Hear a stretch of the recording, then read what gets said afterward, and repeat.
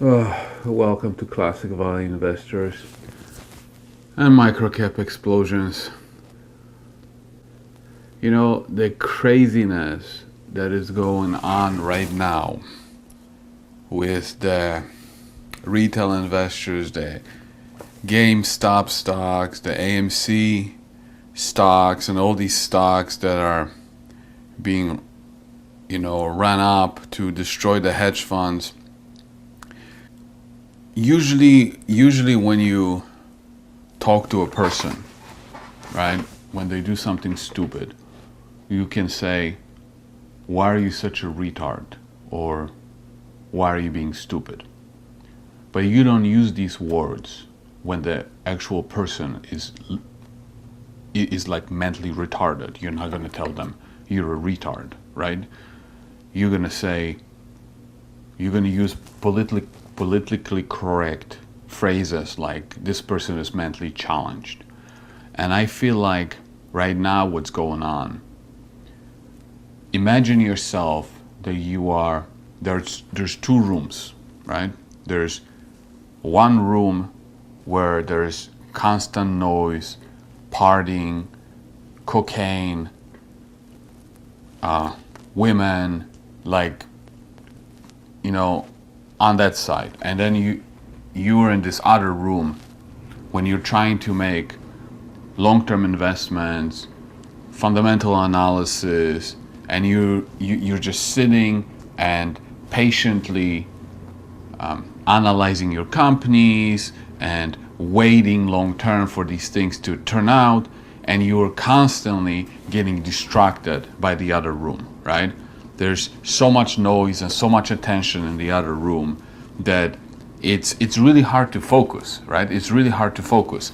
And this whole debate now between the retail investors versus the hedge funds, we're going to destroy them, we're going to show them. And, I'm listening to all these arguments how one side is right or one side is wrong. From my point of view, they're both fucking retarded, okay? Because on the hedge fund side, how stupid can you be to short these names to an amount that is bigger than the float or the number of shares available? And then on the other side, how retarded do you have to be to be driving up these names? You know that they're either going bankrupt or they're worthless, and you're driving them up, buying them for amounts that are 100 times more than what they're worth, just so that you can show the other side that you destroyed them. So let's say we'll talk about the inequality, okay? Retail investors think that they cannot get ahead. So what do? They buy worthless stocks that will collapse just to show the other side that they've won, right? And I'm thinking to myself, because I talk to a lot of these young people, because either it's in the family or a cousin said, hey, talk to this young person and help them with investing, right? And I always take the time and talk to them. But you know how the conversation always goes?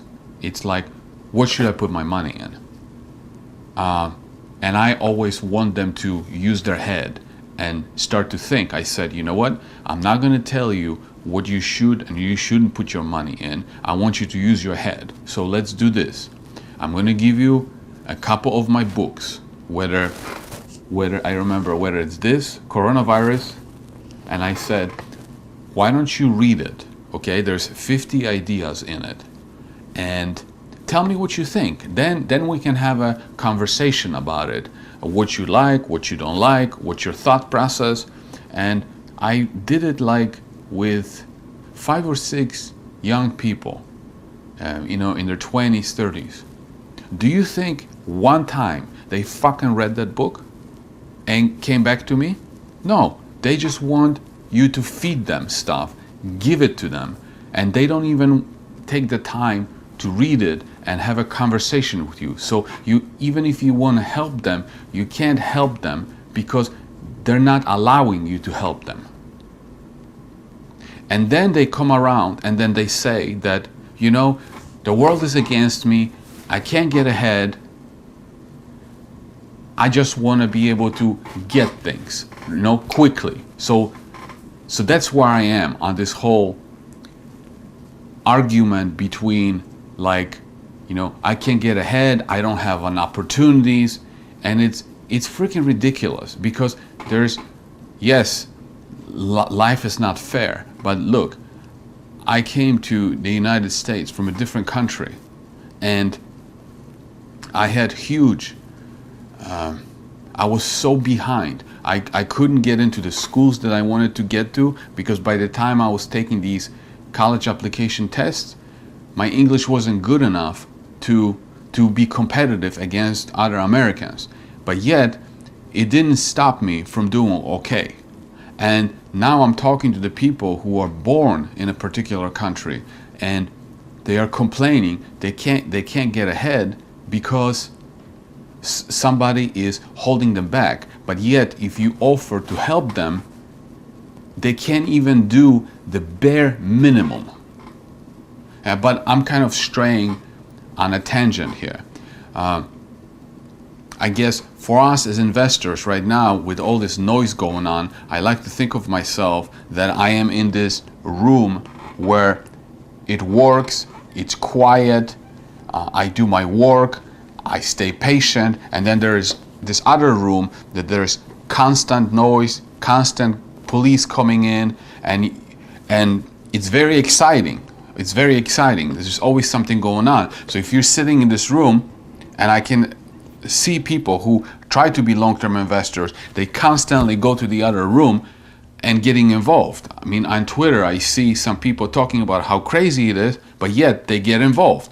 Of course they get involved, because how can they sit on their fucking ass and do nothing? They have to get involved. They have to either get involved with buying GameStop or selling short. They can't just sit, focus on their own investments, forget about the room.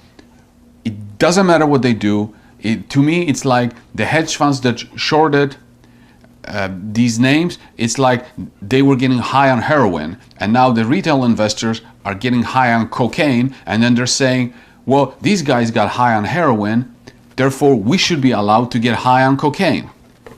Let them do their thing, focus on your own thing, keep using your head, keep buying good companies, keep thinking about what it is that you're buying in terms of what am I spending my money on? How much am I getting back in return for the things that I'm buying?